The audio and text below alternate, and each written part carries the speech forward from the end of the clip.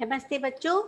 आज हम व्याकरण में अपठित गद्यांश यानी कि अनसीन पैसेज देखने जा रहे हैं। तो चलिए देखते हैं। अपठित गद्यांश का अर्थ है जो पहले कभी ना पढ़ा हो। अपठित गद्यांश means unseen passage, which means we have not seen that paragraph before and we are going to read first time. So that is called unseen passage, children. So now we are going to see the paragraph. यहाँ पे एक paragraph है, एक छोटी सी कहानी है बच्चों। इसको ध्यान से सुनिएगा और ध्यान से समझिएगा। एक बाग में एक बंदर रहता था। Who was staying in the Bagh? Bagh means garden. कौन रहता था? बंदर रहता था। उसे भूख लगी। उसे क्या लगी बच्चों?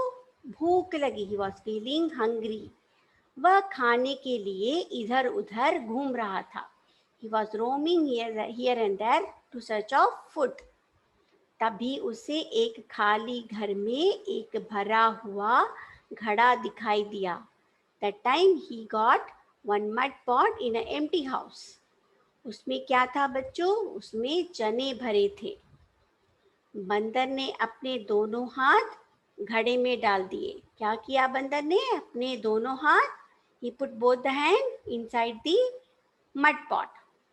मुट्ठी भर चने के लिए उसने हाथ निकालने की कोशिश की। He want to take out full of chana in both the hands and he was trying to take out his hand. वो अपना हाथ नहीं निकाल पाया। He was not able to take out his hand.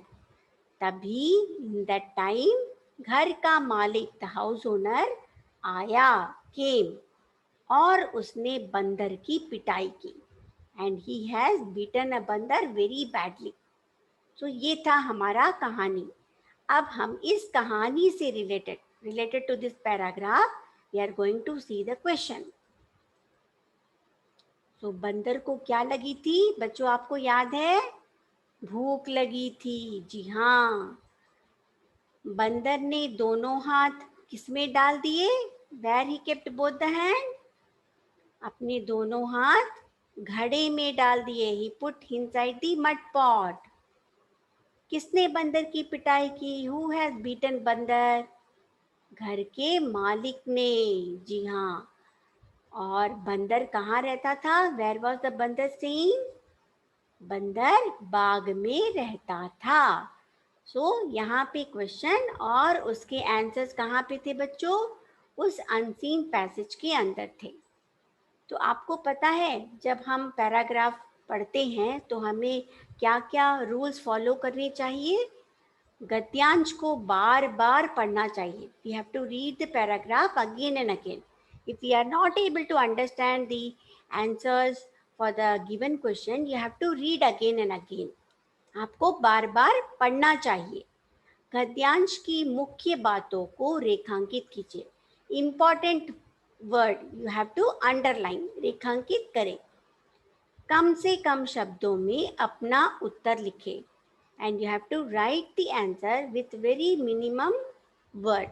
Using a very minimum word, you have to complete your answer.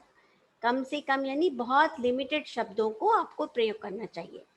तो बच्चों ये था हमारा अपठित गद्यांश। इस तरह से आप कोई भी पैराग्राफ पढ़ते हैं और उसके आंसर्स आप उस पैराग्राफ से ही ढूंढकर लिख सकते हैं। धन्यवाद बच्चों।